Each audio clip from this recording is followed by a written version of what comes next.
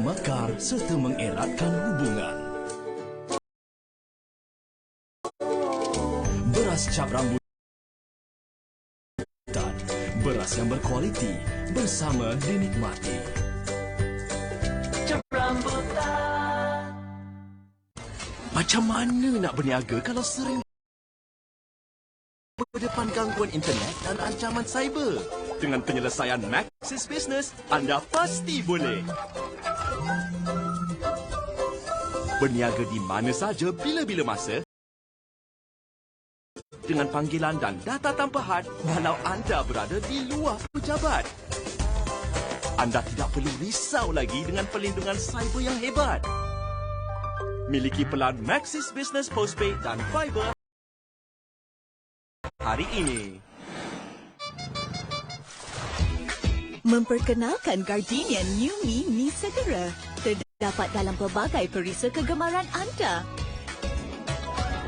Gardenia New Mi Segera. Hanya inilah yang anda perlu. Kemungkinan tanpa had menanti apabila anda dikuasakan oleh jalur lebar Unify Home. Selami emosi dan rasai keterujaannya. Dengan Unify Mobile, setiap detik pasti tidak akan terlepas. Serta kongsi kegembiraan dengan mereka yang amat bermakna. Nikmati 100,000 jam hiburan pilihan anda. Unify duniamu bila-bila masa, di mana-mana sahaja. Unify.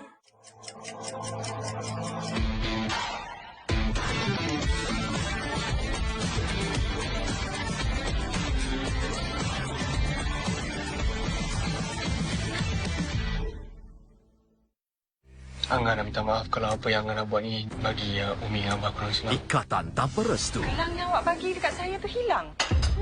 Hilang? Aku tak dapat kau dengan cara baik. Kau tunggu cara aku tak baik. Makanan yang dah makan tu beracun ke? Hah? Apa yang kau dah letak dalam makanan dia?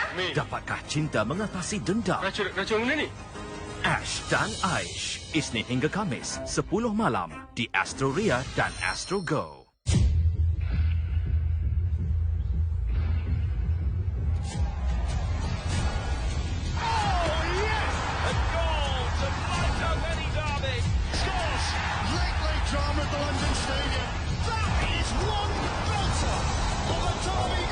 Bersiap sedia menghayati keterujaannya di Derby Days.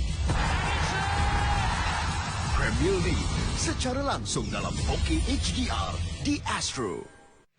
Kementerian optimis hubungan dua hala Malaysia-Turkiye akan terus berkembang, terutamanya seperti minyak sawit. Kumpulan Wang Simpanan Pekerja KWSP melancarkan platform iLindung di bawah pelan pelindungan ahli daripada akaun 2 berkuat kuasa serta-merta. Malaysia, sebuah negara menua, pelbagai perkara perlu diteliti, termasuklah polisi serta dasar yang perlu dilaksanakan. Malaysia is attracting a total of 42 billion ringgit in approved investments in the manufacturing, services and primary sectors.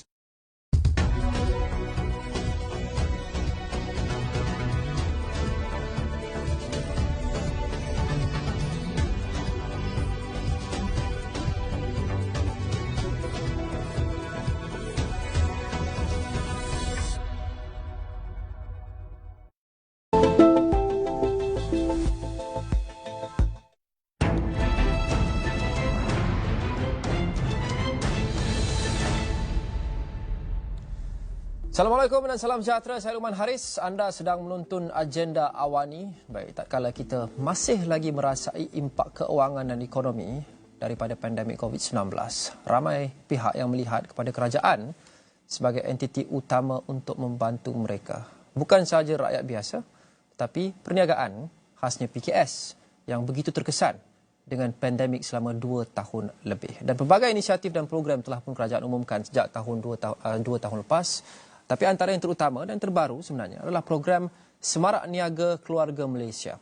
Apa yang kita boleh faham berkenaan dengan program Semarak Niaga Keluarga Malaysia ini dan bagaimana ia boleh membantu anda untuk bangkit selepas pandemik dan kini dalam keadaan ekonomi yang masih lagi tidak menentu.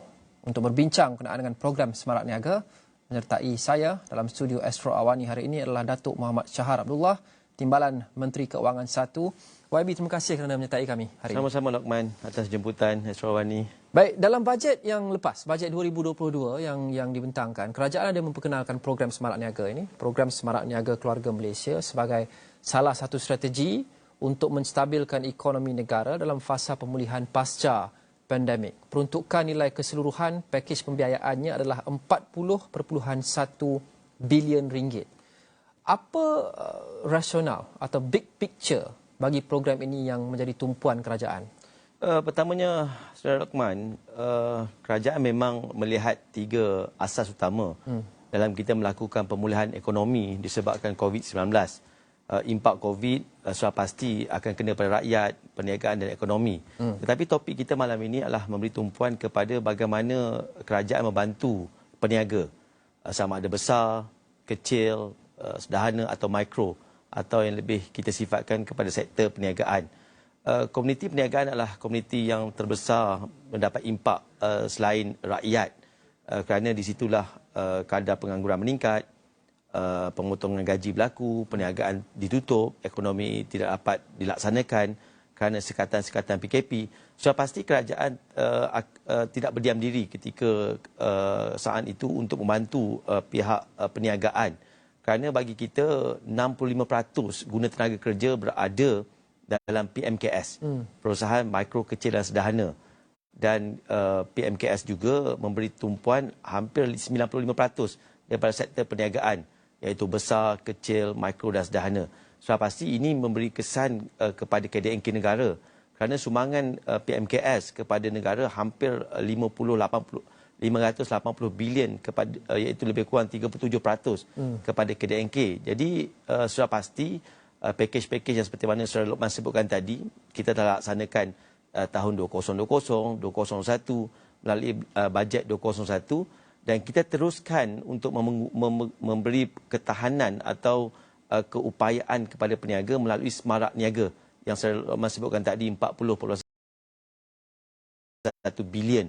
Kerana bagi kita, guna tenaga ini akan memberi satu keadaan yang baik kepada rakyat kalau kita bantu perniagaan tersebut. Itu sebabnya kita lancarkan 31 inisiatif di bawah program Semarak Niaga Keluarga Malaysia. Dan ia diperkenalkan dalam bajet 2022, ya, betul, dan susulan itu dilancarkan oleh Perdana Menteri pada tahun ini. Betul. Bagaimana prestasi inisiatif-inisiatif yang digerakkan dalam program Semarak Niaga setakat ini?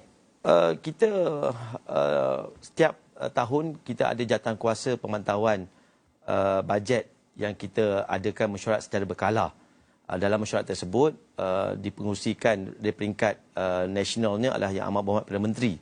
Dan di setiap kementerian kita ada Yang Berhormat Menteri kementerian tersebut mempengusi dan melihat pemantauan bajet-bajet atau inisiatif yang dilakukan. Jadi Semarak Niaga ini berdasarkan 31 inisiatif yang kita telah laksanakan. Kita telah memberi tumpuan kepada PMKS, sebab dalam Semarak Niaga ini terbahagi 31 inisiatif itu terbahagi pula kepada 4 sektor utama, iaitu salah satunya adalah mikro, pinjaman, pembiayaan kredit mikro, pembiayaan PKS, equity, skim jaminan. Keempat-empat kuadran ini termasuk 2 aspek yang penting, sama ada bank ataupun bukan bank. Prestasi inisiatif pembiayaan bukan bank kepada 4 kuadran yang melibatkan 31 inisiatif ini pada 30 Jun 2022 setakat separuh tahun pertama adalah pada kadar 58%.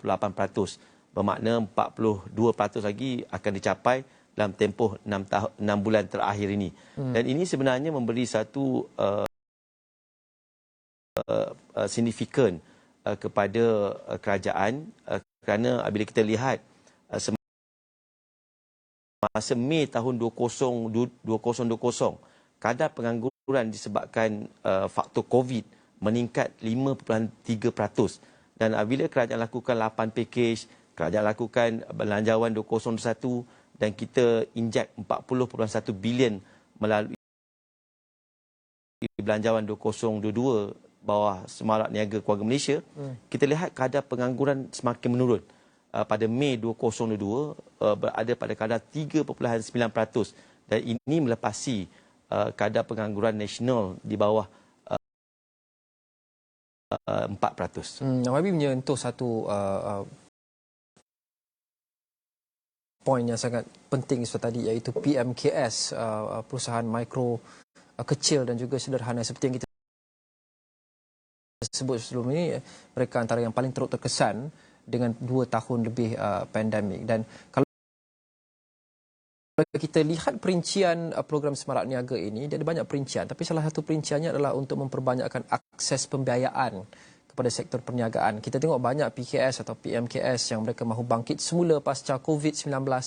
Mereka memerlukan banyak bantuan dan juga akses daripada segi pembiayaan. Jadi berkenaan dengan akses pembiayaan ini, YB, setakat ini sejauh manakah program Semarak Niaga ini telah memanfaatkan pengusaha PMKS dan sektor informal khususnya? Dua persoalan yang penting yang Saudara Lokman bangkitkan. Satu, sektor informal, sektor yang kita anggap sebagai gig ekonomi. Satu lagi adalah PMKS. PMKS ni perusahaan mikro kecil dan sederhana di mana nilai jualan untuk mikro tidak lebih pada 300,000 setahun. Jadi sudah pasti kalau kita tengok struktur piramid perniagaan di Malaysia ini, mikro kecil dan sederhana ini berada di kelompok yang cukup besar. Bila kelompok cukup besar, ia melibatkan ramai rakyat dan ramai usahawan-usahawan yang perlu dibantu oleh kerajaan. Itu sebabnya kita ada dua kaedah, sama ada mereka melalui pembiayaan bukan bank seperti Tekun, SKM, MARA, PUMB, MIDF, Kojadi dan Security Commission melalui MyCIF. Dan yang menariknya, bila kita lakukan bantuan, 81% sudah habis separuh tahun 2022, iaitu di bawah skim mikrokredit, Tekun dan SP Bumi, transfer di bawah Suruhanjaya Koperasi Malaysia pada kadar yang agak memberangsangkan. Dan kita lihat di bawah MARA sendiri, hampir 50% kadar kelulusan telah didapati separuh tahun 2022. Ini berarti mereka yang berada di kelompok yang terbesar itu amat terkesan dan mereka memerlukan bantuan kerajaan. Cumanya kita hadapi sedikit kurang penyertaan bila perkara-perkara yang melibatkan bank. Sudah pasti perkara-perkara ini yang kita akan lihat sebagai kaedah untuk kita tambah baik pada masa-masa yang akan datang. Supaya bukan sahaja pembiayaan bukan bank mendapat penyertaan yang tinggi, tetapi pembiayaan melalui bank, institusi kewangan juga harus mendapat penyertaan yang tinggi supaya manfaatnya dapat menyeluruh dan kesannya dapat secara holistik kepada sektor perniagaan di negara kita. Dan sekarang ni YB, rata-ratanya kita sudah keluar daripada fasa pandemik ke endemik. COVID-19 seperti hampir di penghujungnya. Kita lihat pemulihan ekonomi juga agak memberangsangkan baru-baru ini. Pertumbuhan 8.9% KDNK pada suku kedua tahun ini. Dan kebanyakan perniagaan termasuk perniagaan kecil juga semakin pulih seperti pra-pandemik, semakin hampir. Tetapi norma baru kita saksikan seperti automasi dan juga digitalisasi perniagaan, digitalization adalah satu elemen yang baru, kekal penting dan ia dipercepatkan lagi oleh pandemik apabila kita work from home dan sebagainya. Sebagai salah satu komponen penting dalam program Semarak Niaga ini, adakah YB berpendapat kerajaan telah menjadikan sokongan dan inisiatif yang mencukupi kepada perniagaan terutamanya PKS atau PMKS dalam aspek ini? Perkara yang pertamanya adalah kita mesti melihat ini trend yang terbaru. Bila kita menghadapi 2 tahun pandemik COVID-19, sudah pasti elemen otomasi dan digitalisasi perniagaan ini amat penting supaya peniaga-peniaga kita ini mampu berdaya saing untuk merentas market yang global, bukan sahaja domestik, tetapi ia telah melepasi sempadan negara kerana mereka boleh berinteraksi dengan negara-negara jiran untuk memasarkan produk mereka. Dan ini kerajaan melihat satu perkara yang amat penting untuk kita perkasakan. Itu sebabnya melalui Semarak Niaga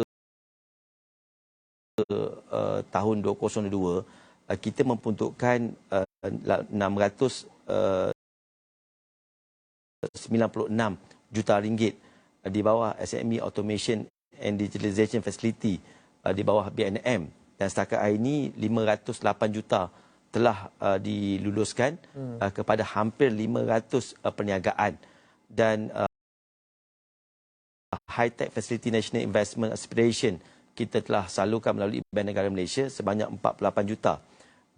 Maknanya pinjaman mereka ini pada kadar yang rendah, 3 ke 4%, 3.5% ke 4%. Kalau ditanyakan cukup tak cukup, sudah pasti kerajaan akan melihat perkembangan masa. Yang menariknya, Luqman, bila kita sudah berakhir di fasa endemik ini, nampaknya kebanyakan peniaga-peniaga dah kembali nak berniaga secara fizikal pula. Kerana sudah ada nampak tanda-tanda ini menyebabkan kerajaan kena memikir satu strategi yang baru supaya mereka kekal dengan perniagaan yang ada, kerana ini trend, bukan saja trend Malaysia tetapi trend dunia yang menggalakkan supaya kita melakukan perniagaan atas talian. Tetapi sudah ada nampak tanda-tanda peniaga-peniaga yang kecil sudah beralih kepada fizikal. Sudah ada kedai-kedai yang tumbuh di sepanjang jalan, sudah ada permintaan banyak kedai-kedai untuk mereka sewa. Ini sebenarnya bagi kerajaan tidak berapa elok, kerana kita nak mereka berada dalam konteks yang mampu berdaya saing dengan prestasi semasa dan kehendak pasaran global. Itu sebabnya cukup tak cukup, kita akan lihat perkembangan tahun ini supaya kita akan lakukan penambahbaikan dalam bajet tahun hadapan. Dan penambahbaikan dalam bajet akan datang itu kita akan bincangkan dengan lebih lanjut selepas kita berhenti rehat seketika. Juga pembudayaan amalan lestari dalam perniagaan. Kita akan bincang bersama dengan Datuk Muhammad Shahar Abdullah, Timbalan Menteri Keuangan 1. Agenda Awani kembali selepas ini.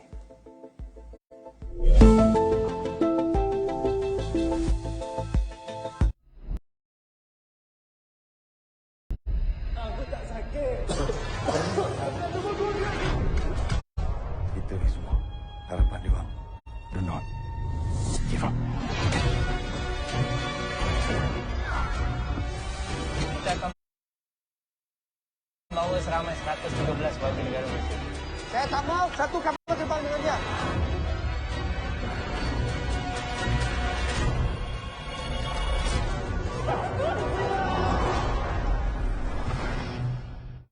What's the latest scoop when it comes to companies, markets, and strategies? For everything business and tech-related, catch Notepad with me, Ibrahim Sani, weekdays 10:30 p.m. across all Awani platforms.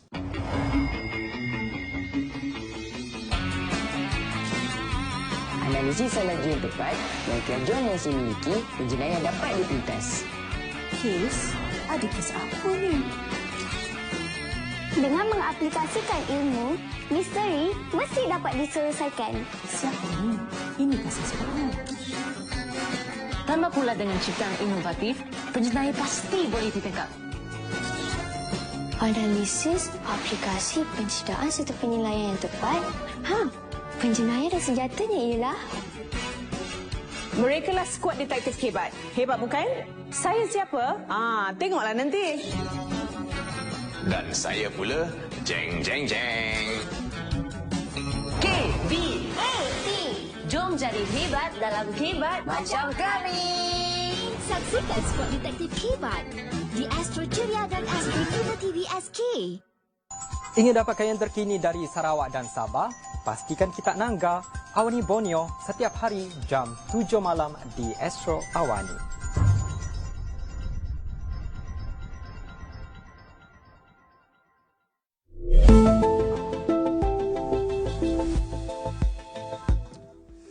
Kembali bersama agenda Awani, saya Luqman Haris. Baik, mungkin ada antara anda di luar sana atau ramai antara anda di luar sana yang biasa dengar dengan program Semarak Niaga Keluarga Malaysia. Tetapi bagaimana program ini membantu anda, khususnya anda di luar sana yang menjadi peniaga PKS atau PMKS, bagaimana ia membantu bukan sahaja memulihkan perniagaan anda pasca pandemik, tapi membawa perniagaan anda ke peringkat yang lebih tinggi. Dan dengan bajet 2023, hampir sahaja lagi, apa yang kita boleh jangkakan dalam bajet akan datang, termasuk bagaimana program ini mungkin ditambah baik. Saya bersama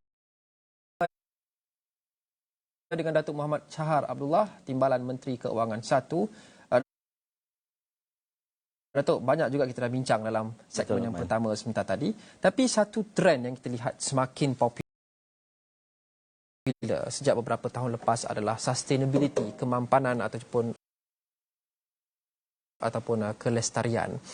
Dan mengenai pembudayaan amalan lestari dalam jalankan perniagaan ini, bagaimanakah prestasi kemudahan yang disediakan oleh kerajaan untuk membantu perniagaan membuat peralihan dan mempromosikan amalan tersebut dalam organisasi dan juga operasi mereka? Satunya, Luqman, isu amalan lestari dalam perniagaan ini memang seperti mana Luqman sebutkan tadi, ia semakin hari semakin popular, terutamanya di peringkat global. Dan sepasti Malaysia mesti, kalau ingin berdaya saing, perniagaan atau usahawan-usahawan mesti mempunyai kemampuan untuk adapt dengan apa yang berlaku di peringkat global. Kalau mereka meletakkan green financing itu sebagai asas dalam pembiayaan kepada projek-projek untuk dibangunkan, dan Malaysia juga harus mempunyai keupayaan yang sama. Itu sebabnya bagi menyokong usaha tersebut supaya kita dapat duduk sama rendah, berdiri sama tinggi dengan usahawan-usahawan di peringkat global, kerajaan telah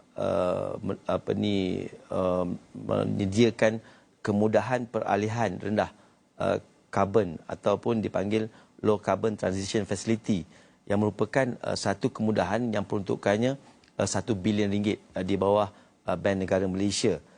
Tujuan kita adalah untuk memastikan kita juga dapat menyokong apa yang digariskan oleh Yang Amat Berhormat Perdana Menteri untuk menjadi net zero emission pada tahun 2050.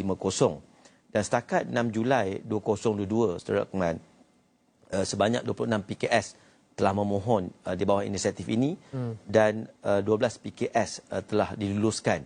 Dan ini membantu PKS untuk menerapkan nilai kelestarian. Ada 4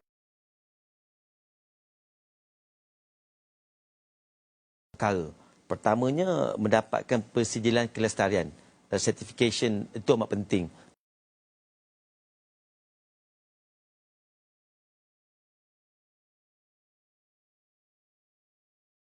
Supaya kita ada pasport lah dari peringkat global.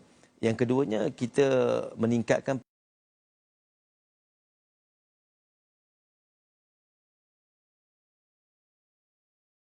penggunaan bahan yang diakui lestari dalam aktiviti pengeluaran. Ini juga kalau kita nak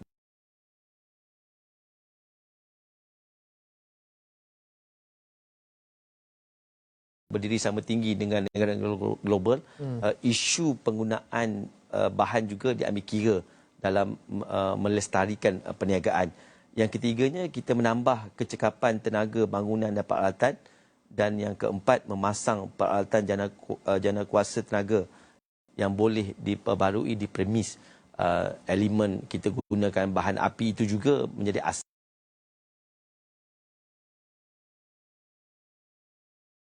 dalam kita memastikan ini semua dah ada. Cumanya bagi kita adalah kefahaman usahawan-usahawan di PKS ini juga mesti mempunyai secara trial and error basis. Satu program dilancarkan berdasarkan data yang ada, kajian yang ada, kemudian dilaksanakan, kemudian mungkin ditambah baik pada masa hadapan apabila kita melihat the real world impact of that particular program. Jadi bagi program Semarak Niaga, apa pengajaran utama yang dipelajari setakat ini dan bagaimana ia dapat diperbaiki lagi pada masa hadapan, khasnya untuk bajet 2023? Satunya, Saudara Luqman, bagus soalan ini. Kerana zaman kerajaan tahu semua sudah berakhir. Kerajaan yang ada pada hari ini, kerajaan yang mendengar suara rakyat. Itu sebabnya Yang Berhormat Menteri Kewangan telah mengarahkan saya dan YB Hafiz, Timbalan Menteri Kewangan kedua, dan ketua-ketua jabatan untuk turun ke lapangan. Dua perkara yang kita nak lihat. Satunya adalah tentang apakah inisiatif 2022 ni sampai kepada rakyat, mereka faham atau tidak. Yang keduanya, apakah yang perlu kita lakukan untuk kita tambah baik dalam 2023. Bila kita turun ke bawah, Saudara Luqman, pengajaran yang kita dapat daripada inisiatif ini, mereka agak kurang memahami tentang requirement yang peraturan-peraturan yang diperlukan untuk memohon satu perkara. Seperti mana saya sebut di awal tadi, kita ada dua inisiatif. Satu melalui pembiayaan bank, satu lagi pembiayaan bukan bank. Jadi melalui pembiayaan bukan bank itu agak mudah kerana mereka rasa dekat. Tekun, Mara, PUMB dekat dengan mereka. Tetapi dengan bank ni mungkin agak sukar kerana sistem credit analysis itu mungkin agak tinggi.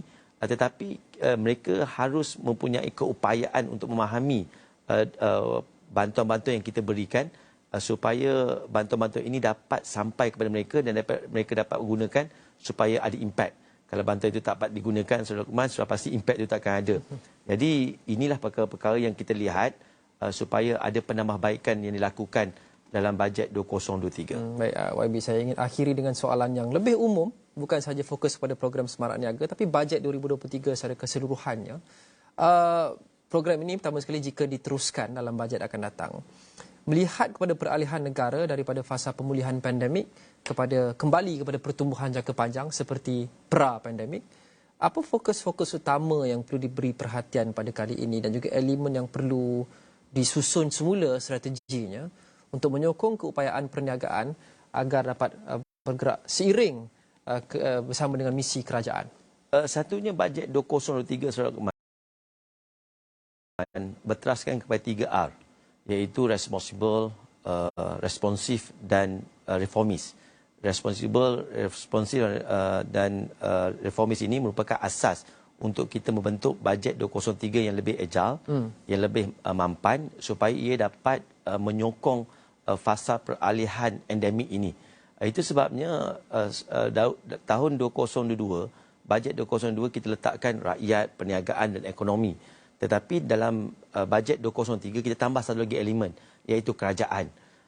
Seperti mana saya sebutkan tadi, kita akan meningkatkan sistem penyampaian perkhidmatan awam kerajaan ini supaya segala inisiatif yang ada di Kementerian Kewangan, di kementerian-kementerian lain yang akan diumumkan dalam bajet 2023 nanti sampai kepada rakyat dan rakyat faham dan mereka akan mohon. Itu yang pertama. Yang keduanya, kita akan lakukan untuk memastikan PKS akan lebih berdaya saing dan berdaya tahan. Dan kita lihat satu elemen yang agak penting dalam menyokong pertumbuhan KDNK negara, iaitu peningkatan produktiviti. Peningkatan produktiviti ini amat penting, di mana kita perlu ada new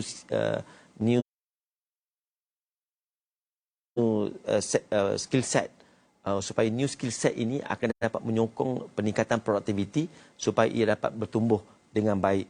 Kita akan lihat juga terus menyokong dari segi pemulihan industri pelancongan. Kerana kita lihat industri pelancongan masih berada dalam keadaan recovery dan kita akan memberi sokongan yang lebih tinggi, dan kita juga akan melihat elemen-elemen pertumbuhan baru supaya PKS bukan lagi berniaga perkara-perkara yang biasa, tetapi PKS juga mampu untuk melihat ekonomi-ekonomi baru dalam bidang-bidang yang tertentu, farmaceutical, aeroangkasa,